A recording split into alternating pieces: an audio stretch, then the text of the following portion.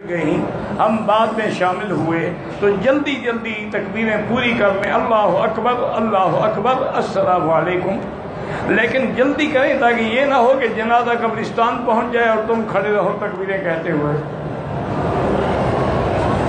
تکبیر تو میت پہ کہنی ہے، میت ہی چلی جائے پھر کس پہ کہو گے؟ مدینہ منورہ میں 40 نمازیں پڑھنا بہت بڑی فضیلت ہے، اللہ نصیب کرے کہ اللہ پاک اس کو نفاق سے بھی اور جہنم سے بھی بری کر دیتے ہیں، لیکن اس کا تعلق زیارت سے نہیں ہے۔ کوئی نہیں پڑھ سکا کوئی حرج نہیں، ایک دن گیا واپس آ گیا، لیکن اللہ نصیب کرے تو سبحان اللہ۔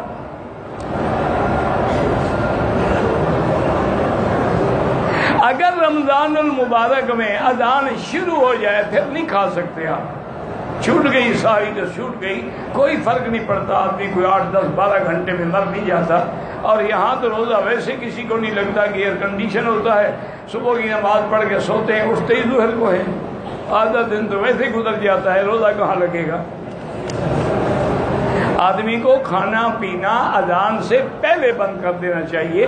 گو بعض علماء کہتے ہیں کہ پانی پی رہا تھا اذان ہوگی تو چلو پورا کر لے، لیکن سب کے نزدیک افضل یہی ہے کہ کم سے کم 4-5 منٹ اذان سے پہلے ساری ختم کرے۔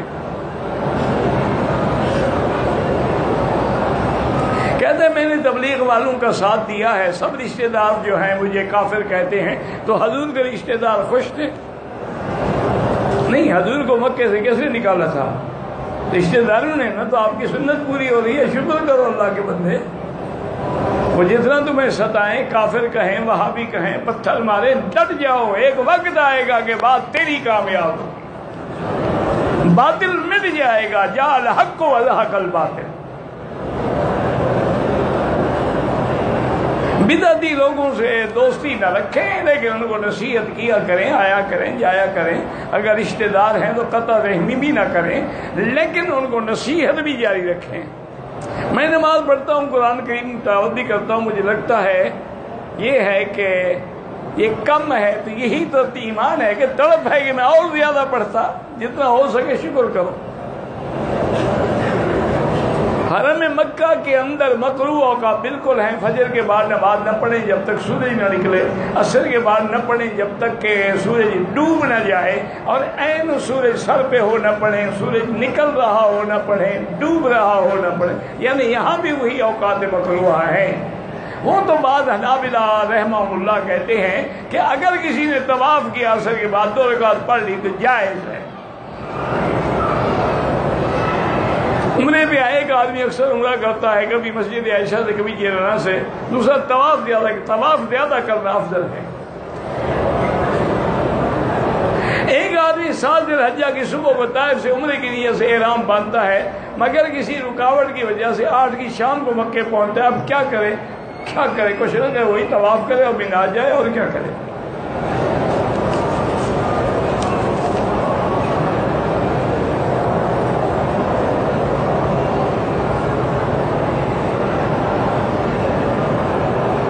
کہتے ہیں جی پھول گلاب کی پتی گلقند ڈال کے گلاب کی ڈنڈی میں خشک کرتے ہیں، اور وہ ایک کمپنی میں جو آفیسر ہے اس کی میل بھگت سے یہ کام ہوتا ہے۔ اس امام کے پیچھے نماز پڑھنی چاہیے؟ بالکل نہیں پڑھنی چاہیے۔ جو لوگوں کو دھوکہ دیتا ہے وہ خدا کے ساتھ کیسا مخلص ہے، ایسے امام کے پیچھے نماز نہ پڑھیں۔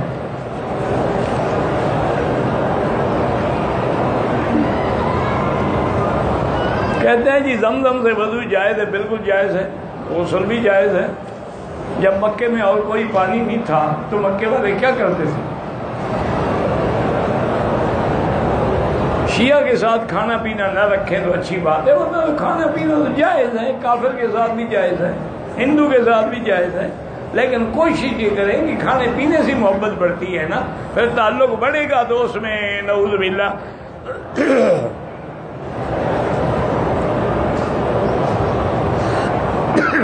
کہتے ہیں جی کہ آپ نے تقریر میں کہا ہے کہ 20 سال بعد پورے عرب میں خالص اسلام آئے گا۔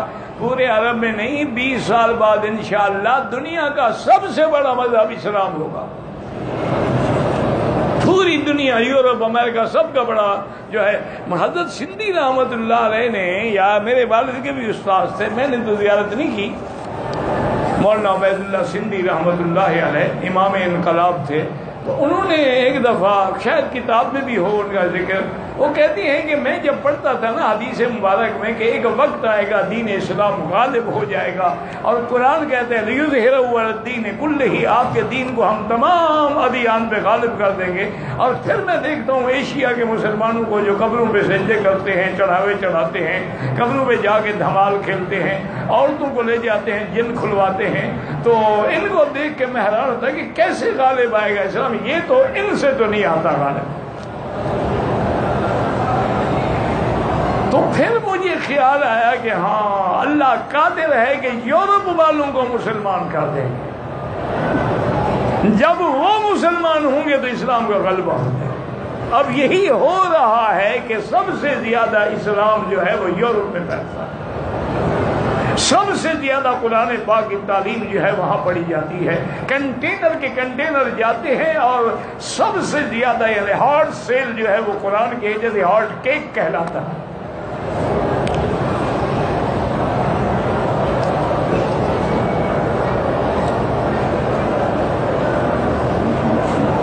اسلام کے دشمنوں کے خلاف فدائی حملے، خود کش حملے ہوتے بالکل ناجائز ہیں، اپنے آپ کو مارنے کا کہاں حکم ہے؟ کس کتاب میں لکھا ہوا ہے کہ فدائی حملہ کر کے مر جاؤ؟ فدائی حملہ کرنے اسرائیل جاؤ، یہودیوں کے پاس جاؤ، مسلمانوں کے پاس، اصل دشمن کو مار ڈالو، ان کو کیوں مار رہے ہو بیچاروں کو؟ جب تک وہ رہیں گے وہ تو اور دشمن پیدا کرتے رہیں گے۔ یہ سب لوگوں کو دھوکہ دینے کے لیے، اور یہ دھوکہ دینے والے کون ہوتے ہیں؟ وہ کافر ہوتے ہیں۔ ہمارے ملک میں ایسے لوگ بھی پکڑے گئے، 20 سال سے امام تھا ہندو، سوات کے علاقے میں وہ پکڑا گیا تھا۔ مجھے ایک کرنل تھے، اللہ ان کو خوش رکھے، بہت ہی نیک فوجی تھے، قرآن کا حافظ تھا، اور ماشاءاللہ پابند صوم، انہوں نے خود بتایا مجھے کہ حضرت میں نے خود پکڑا، کہتے ہیں جی اسلام کی روح سے کیا کورٹ میرج جائز ہے؟ بالکل جائز نہیں ہے، جب تک ولی نہ ہو اس وقت تک نکاح نہیں ہوتا۔ جوان بچے گھر سے بھاگ کے ولی کی موجودگی سے نکاح کر لیں بغیر انہیں، ہاں یہ کر سکتے ہیں کہ والدین اپنے لڑکی کی شادی نہیں کرنا چاہتے، لڑکی کو حق ہے کہ قاضی کو درخواست دے کہ قاضی اس کا ولی بن جائے گا۔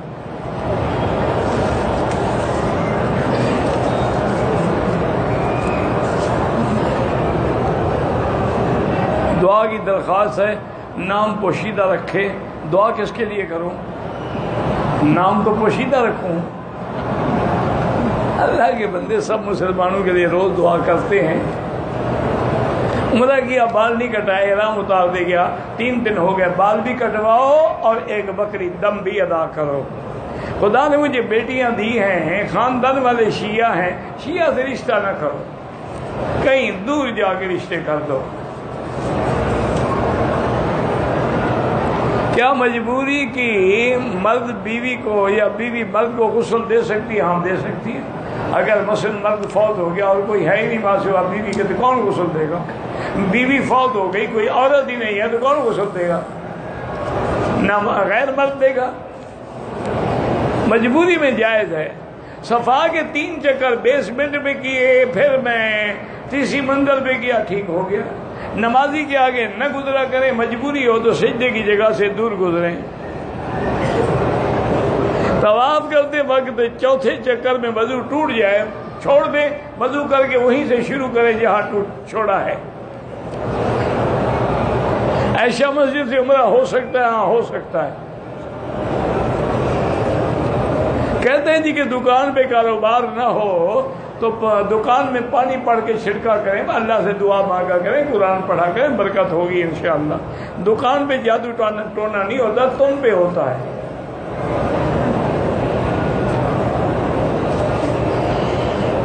بخار یا طبیعت خراب ہونے کی صورت میں دم کرانا بالکل جائز ہے۔ سورۃ فاتحہ پڑھ کے دم کرو، آخری صورتیں پڑھ کے خود دم کرو، پورے بدن پہ پھیرو۔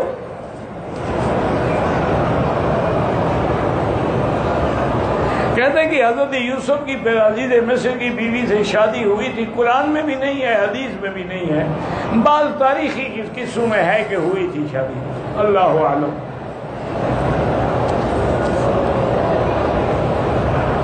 کوئی ایسی صاف دلیل ہمیں نہیں ملتی۔ تمہیں کیا فکر ہے کہ اس کی شادی ہوئی یا نہیں ہوئی؟ نہیں، عزیز مصر کی بیوی کی شادی ہوئی یا نہیں ہوئی، تمہیں کیا تکلیف ہے؟ ہوئی نہیں ہوئی دفعہ ہو، جو پیغمبر پہ ڈورے ڈالے ہمیں اس سے کیا محبت ہے؟ بات کیا کریں جی، غیر مسلم جن تک بات پہنچی نہیں، ایسی کوئی جگہ نہیں اب جہاں اسلام نہ پہنچا ہو، الحمدللہ۔ اب انہوں نے جو خود انٹرنیٹ بنایا نا، اس کے ذریعے پوری دنیا میں اسلام پہنچ گیا۔ انہوں نے تو بنایا تھا ہمیں مارنے کے لیے، ان کے مرنے کا سبب بن گیا۔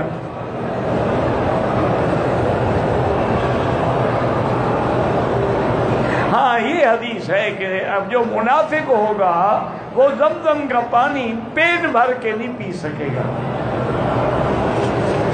یہ بھی ایک نفاق کی علامت ہے۔ لیکن اگر ایسی بات ہو تو وہی زمزم تھوڑا بہت پی کے دعا کرو کہ یا اللہ مجھے نفاق سے بچا۔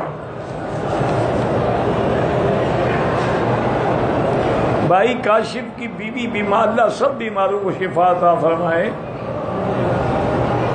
قاری ادریس کی والدہ بیمار ہے، اللہ شفا عطا فرمائے۔ اللہم اشفنا واشف مرضانا ومرضی المسلمین۔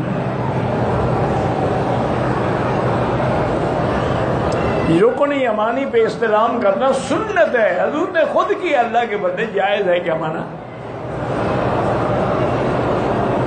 شیعہ کے لیے دعا کر سکتے ہیں اللہ اس کو ہدایت دے، مر جائے تو پھر نہیں، جب تک زندہ ہے دعا کرو یا اللہ اس کو ہدایت دے۔ طواف کے دوران میں اگر عمرے کا طواف ہے تو پورے 7 چکروں میں دایاں کندھا جو ہے کھلا رکھنا ہے۔ سعودیہ میں کام کرتے ہیں ہم، ریت پر بھی نماز پڑھتے ہیں، تو جب ہم سجدے میں منہ کھول کے تسبیح پڑھتے ہیں تو ریت اندر جاتی ہے، دل میں نہ پڑھیں، منہ بند کر کے آہستہ آہستہ پڑھ سکتے ہیں، دل میں پڑھنا نہیں کہلاتا۔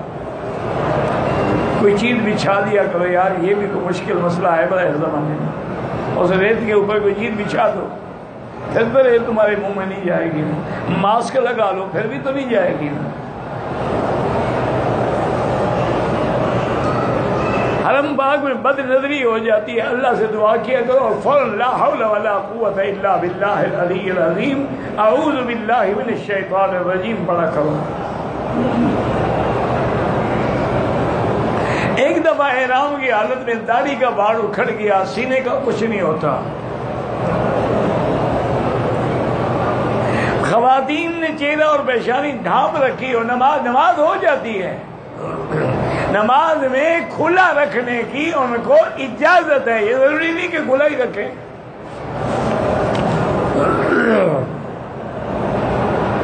اگر حرم میں آنے کے لیے کوئی عورتیں دوائیں لیتی ہیں تاکہ حیض نہ آئے، جائز ہے، لیکن کسی لین ڈاکٹر کے مشورے کے بغیر نہ لیں، ورنہ میری بیٹی وہ عذاب بن جاتا ہے، نہ حیض رکتا ہے نہ آتا ہے۔ طواف کے دوران حتیم میں داخل ہو کے نفل نہیں پڑھ سکتے، طواف ختم کر کے پڑھیں گے۔ طواف تو خود نماز کے حکم میں ہے، نماز میں اور کوئی نماز شروع کر دو۔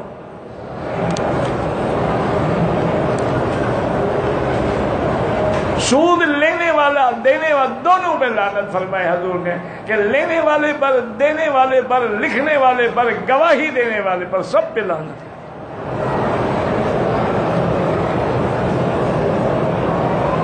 ایک بچی کو کسی عزیز سے لے کر پالا ہے، دوران تعلیم ولدیت میں اپنا نکاح لکھا، بھائی اپنا نام نہ لکھیں، اس کے باپ کا نام لکھیں، نکاح میں بھی اس کے باپ کا نام لکھیں، ویسے تو نکاح ہو جائے گا لیکن گناہ ہے۔ ادعوہم لآبائہم، زیتون کا تیل 2 چمچ صبح پیئیں، 2 چمچ شام کو، رات کو سوتے ہوئے پیئیں، شوگر کا علاج ہے۔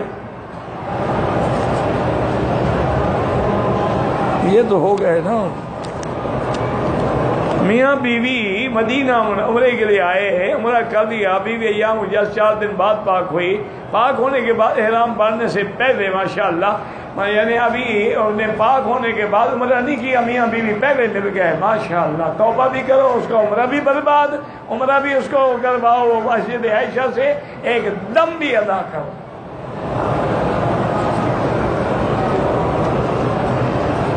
ایک آدمی کھاد کی بوری 200 روپے نقد میں خریدتا ہے، ادھار پہ زیادہ پیسے لیتے جائز ہے؟ اپنا حل آدمی خود کر سکتا ہے، ایک دوسرے کا بھی کر سکتے ہیں۔ عمرہ کرنے کے بعد حل کے قصر نہیں کروایا، روز احرام کھول دیا، دم پڑ گئی، بال بھی منڈواؤ، دم بھی ادا کرو، جب تک اس طرح نہیں پھراؤ گے تم احرام میں ہو۔ چادریں کھولنے سے احرام سے نہیں نکل جاتا آدمی۔ دم واجب ہو جائے، پاکستان میں نہیں دے سکتے، یہاں دینا ہوگا، لیکن غریب ہے 10 روزے رکھ لو، روزے آپ وہاں بھی رکھ سکتے ہیں۔ 3 طلاق اگر اکٹھی کی جائے تو 3 ہی ہوتی ہیں، تمام ائمہ 4 کے نزدیک 3 ہوتی ہیں، واللہ اعلم۔ ربنا تقبل منا انك انت السميع العليم وتب علينا انك انت التواب الرحيم۔ یا فارج الہم، یا کاشف الغم، یا مجیب دعوت المستقیم، یا رحمان الدنیا والآخرہ، رحیمہما فرحمنا برحمت تغنینا بها عن رحمت امن سواک، یا مسبب الاسباب، یا مفتح الابواب، یا دلیل المتحیرین، یا مفرج المحزونین، یا غیاث المستغیثین، اغثنا اغثنا اغثنا، علیک توکلنا والیک انبنا، علیک توکلنا والیک انبنا۔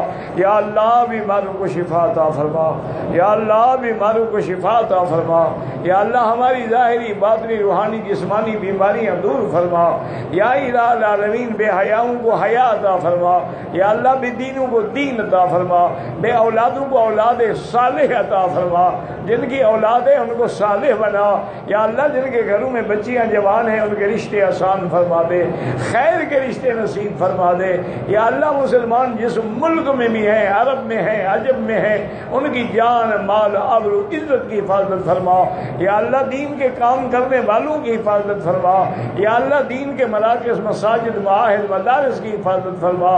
اللہم انک عفو کریم عظیم تحب العفو فاعف عنا، اللہم انا نسألک العفو والعافیۃ ودوام العافیۃ وتمام العافیۃ والشکر علی العافیہ۔ ربنا آتنا فی الدنیا حسنۃ وفی الآخرۃ حسنۃ وقنا عذاب النار، وصلی اللہ تعالی علی خیر خلقہ سیدنا محمد وعلی آلہ وصحبہ اجمعین۔ اللہم صل علی سیدنا محمد وبارک وسلم علیہ۔